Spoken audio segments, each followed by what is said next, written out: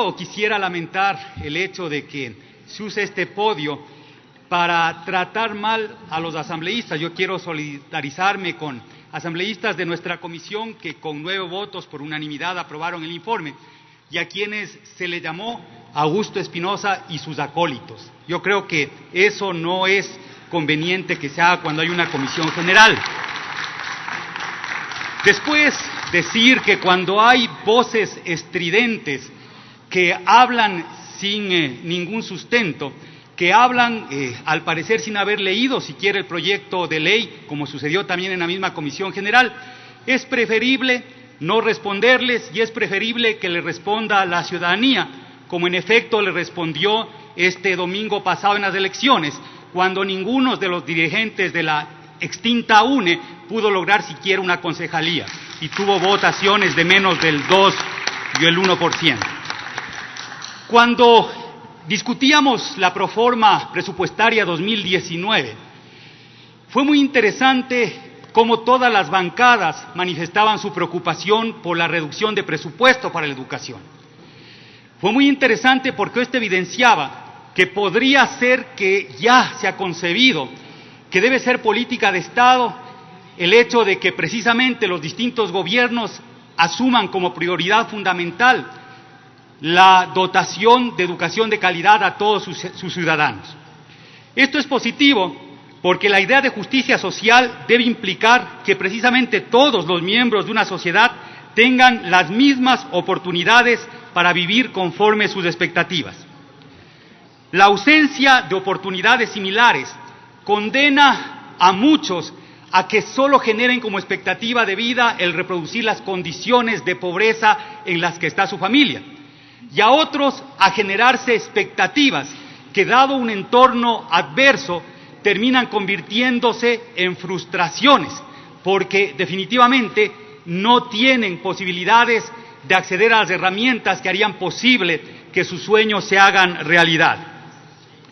En sociedades como la ecuatoriana, la vida termina siendo como una competencia en la que unos parten con la ventaja suficiente para garantizarles el triunfo y otros que definitivamente por la falta de un entorno adecuado y del apoyo del Estado para garantizar sus derechos, a veces ni siquiera pueden participar de esa competencia.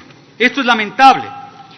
Yo no tengo dudas que mis hijos y los hijos de los asambleístas y las asambleístas aquí presentes tuvieron y tienen muchas mayores oportunidades que aquellos hijos de familias que nacieron en una situación económica diferente, con limitaciones, con escasez. Y por eso, colegas asambleístas, me parece que es fundamental que nosotros asumamos el deber moral de trabajar a través de esta ley para que todos los ecuatorianos tengan las mismas oportunidades que tuvieron nuestros hijos. Para eso hay que establecer una política de Estado. Creo que cuando trabajamos en leyes como esta, de lo que se trata precisamente es de generar una política de Estado. Y debemos abandonar el análisis miope coyuntural que solo nos lleva a los escándalos, a las acusaciones, que la década perdida, que la década ganada, que termina sin resolver los problemas de los ciudadanos. Aquí yo no estoy para defender la gestión durante los últimos 10 años. Aquí yo no estoy para defender lo que hicimos, más bien estoy para decir lo que nos falta por hacer en beneficio de las mayorías ecuatorianas. No se trata de egos, no se trata de vanidades. Igualar oportunidades implica que todos los habitantes del país en edad escolar accedan a educación de calidad y quienes en su momento no lo pudieron hacer tengan la posibilidad de retomar sus estudios. Es decir, la política de Estado en materia educativa debe fundamentarse en ampliar la cobertura, llegar a cobertura universal y atender las necesidades de aquellos que no tuvieron la posibilidad de estudiar en su momento. Y la otra política es la de calidad. Y aquí nuevamente podemos hacer valoraciones subjetivas, Y yo creo que es fundamental remitirnos a los estudios internacionales y a los nacionales. Es fundamental remitirnos a los análisis académicos y también remitirnos al propio informe que hace la Comisión. Yo no entiendo cómo el informe de la Comisión da cuenta de que hubo un avance significativo durante los últimos 10 años. 9 asambleístas votan unánimemente a favor de ese informe, convalidando ese análisis, y después en este pleno de la Asamblea se dice todo lo contrario. Yo creo que necesitamos mucha más congruencia, y la congruencia es la que genera capital político, no el escándalo ni las acusaciones infundadas. Los avances del país en materia de cobertura y calidad educativa son innegables. Las tasas netas de matrícula en educación general básica, en bachillerato, el número de años promedio de escolaridad se han incrementado sustancialmente. Solo un dato para que ustedes conozcan. En el año 2006, la tasa neta de matrícula en bachillerato era de apenas el 48.39%, en tanto que en el 2017 ya llegó al 71.02%, es decir, 23 puntos porcentuales de incremento, cosa que no ha sucedido en ningún otro país de América Latina. En materia de calidad, señores y señoras asambleístas, yo les invito a que se remitan a los informes que hacen los organismos internacionales, los informes del Banco Mundial, los informes del BID, los informes de la UNESCO, los informes del propio INEVAL en el Ecuador, que dan cuenta que sí elevamos la calidad comparando con los otros países de la región, pero también los estudios que hace el INEVAL, objetivos que ha hecho el INEVAL, muestran que las brechas se están cerrando en el Ecuador. Brechas, por ejemplo, entre la educación pública, la educación particular, la educación privada, la educación rural versus urbana. Los procesos son de largo plazo. Ningún país en el mundo ha logrado transformar su sistema educativo en plazos muy cortos.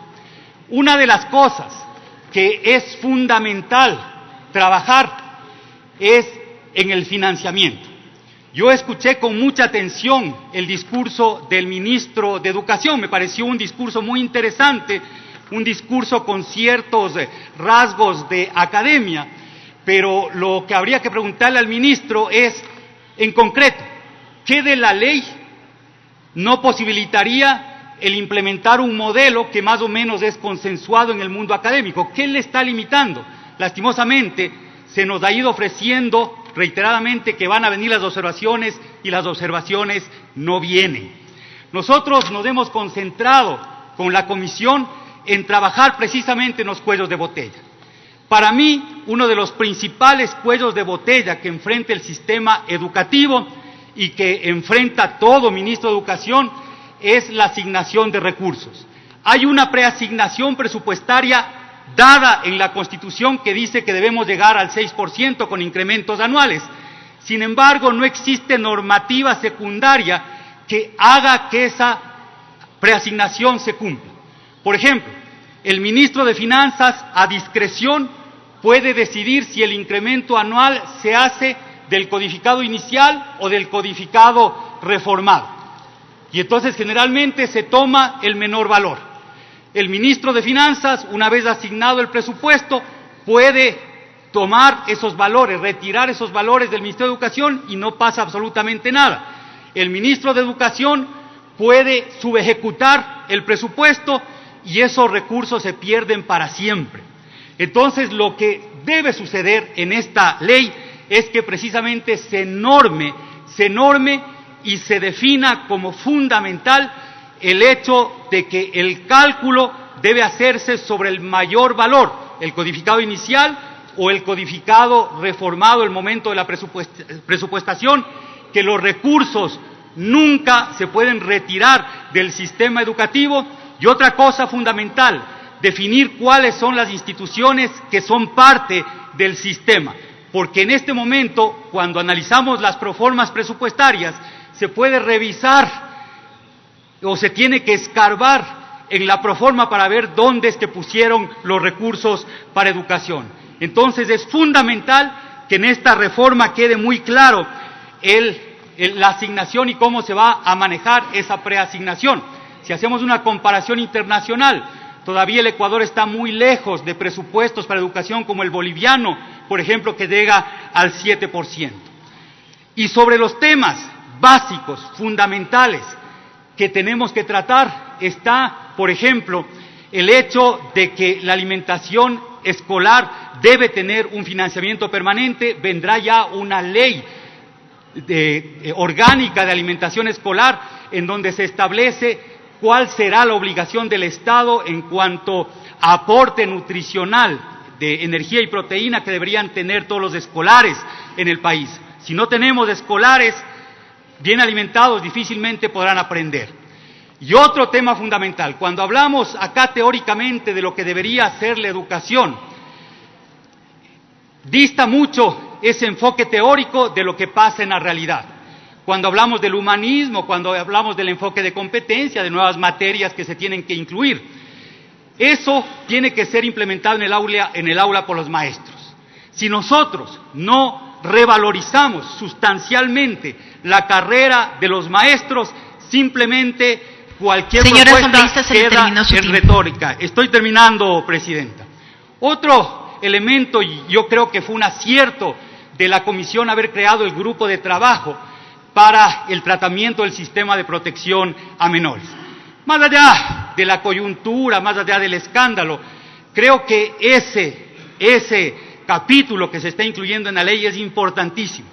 Y les invito a los asambleístas a que revisen cómo se está poniendo énfasis en protección, cómo se está poniendo énfasis en la reacción y cómo se está poniendo énfasis en las sanciones, que tienen que ser dos tipos: el penal, que lo tiene que hacer el sistema judicial, y el administrativo, que lo tienen que hacer las juntas de resolución de conflictos. Lo curioso es que ahora se defiende este modelo que estamos implementando en la normativa, en la reforma a la ley, y no se reconoce que esta propuesta se deriva de los protocolos que fueron implementados en el año 2014. Es decir, lo que se está haciendo en la práctica es puliendo esos protocolos y elevando la normativa a nivel de ley, y creo que es un acierto en esta comisión. Los problemas estructurales se resuelven con medidas estructurales, que generalmente están alejadas de la coyuntura política. La sociedad demanda de nosotros una visión de largo plazo y acciones legislativas que resuelvan esos problemas.